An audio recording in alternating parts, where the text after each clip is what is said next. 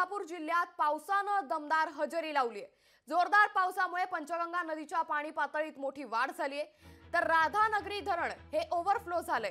यामुळे नदीकाठच्या गावांना आता सतर्कतेचा इशारा देण्यात आलाय। आतापर्यंत 500 नागरिकांचं सुरक्षित स्थळी स्थलांतर करण्यात आल्याची माहिती समोर आली आहे। तर कोल्हापूरमधून मोठी बातमी आता समोर येते। कोल्हापूर जिल्ह्यात देखील पावसानं दमदार हजेरी लावली आहे। या पावसामुळे आता पंचगंगा नदीच्या पाणी पातळीत झपाट्याने वाढ झाली आहे, तर राधानगरी धरण देखील ओव्हरफ्लो झाले। या राधानगरी धरण ओव्हरफ्लो झाल्यानं नदीकाठच्या गावांना सतर्कतेचा इशारा देण्यात आलाय। तर या संदर्भात अधिक माहिती देता आपले प्रतिनिधी सतेज ओंदकर। सतेज, कोल्हापूर जिल्ह्यात आता पावसानं दमदार हजेरी लावली आहे। या जोरदार पावसामुळे पंचगंगा नदीच्या पाणी पातळीत झपाट्याने वाढ होतीये, काय अधिक माहिती या संदर्भात? नक्कीच आपण पाहिलं तर कोल्हापूर जिल्ह्यात गेल्या आठवडाभरापासून मुसळधार पाऊस कोसळतोय। परिणामी पंचगंगा नदीने सकाळी 8 वाजता धोक्याची पातळी आहे ती गाठलेली आहे आणि धोक्याच्या पातळीच्या वरती आता पंचगंगा नदी हळूहळू जे आपलं वाटचाल आहे ती करताना दिसून येते। त्यामुळे कोल्हापुरातले जवळपास 68 मार्ग आहेत ते प्रभावित झालेले आहेत। राधानगरीत सध्या पावसाची उघडीप असली तरी धरण 99% भरलेलं आहे आणि मी सध्या याच राधानगरी धरणाच्या जे स्वयंचलित दरवाजे आहेत या दरवाज्यांच्या परिसरामध्ये आहे। हे दरवाजे कोणत्याही क्षणी उघडण्याची दाट शक्यता आहे ती वर्तवण्यात येते।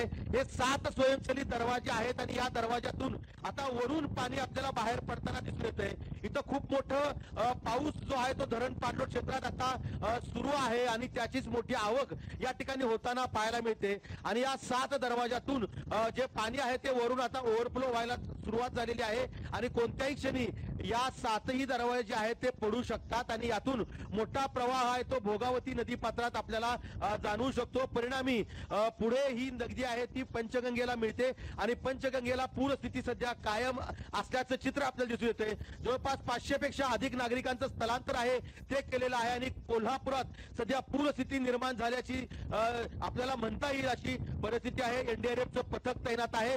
चिखली या गावाला संपूर्ण पाण्याचा वेढा पडलेला आहे। त्या गावातील नागरिकांना स्थलांतर करण्याच्या सूचना यापूर्वीच जिल्हा प्रशासनाने दिलेल्या होत्या। मात्र आता आपण जर पाहिलं ही एक्सक्लुझिव्हली दृश्य पाहते लोकशाही मराठीच्या माध्यमातून, या ठिकाणी आता राधानगरी धरण आहे ते जवळपास 100% भरलेलं आहे आणि या 7 दरवाजापैकी पहिला दरवाजा पडण्याची जी दाट शक्यता आहे ती निर्माण झालेली आहे। प्रचंड सोसाट्याचा वारा आणि या ठिकाणी असलेलं दबाव आणि पाऊस यामुळे हे सगळे धरण आहे ते आता जवळपास भरलेलं आहे आणि आता कोणत्याही क्षणी हे दरवाजे पडतील। एकूणच जर पाहिलं तर कोल्हापूर असेल आणि संपूर्ण जिल्हा परिसरामध्ये गेल्या आठवडाभरापासून मोठा पाऊस पडतोय। राधानगरी धरणामध्ये सध्या गेल्या 1 जून पासून 2000 मिलीमीटर पेक्षा अधिक पाऊस आहे तो पडलेला आहे आणि त्यामुळे आपणच एकूणच जर स्थिती जिल्ह्याची पाहिली तर सध्या पंचगंगेला पूर स्थिती निर्माण झालेली आहे आणि आता कुठेतरी जिल्हा प्रशासन सतर्क झालेलं आहे। त्यामुळे आता नक्कीच सतेज, धन्यवाद या सविस्तर माहितीबद्दल। तर कोल्हापुरातील राधानगरी धरण हे आता ओव्हरफ्लो झालंय, त्यामुळे कोल्हापुरातील पूरस्थिती ही गंभीर होत असल्याचं सध्या पाहायला मिळतं। लोकशाही मराठी ऐका, पहा, जागरूक रहा।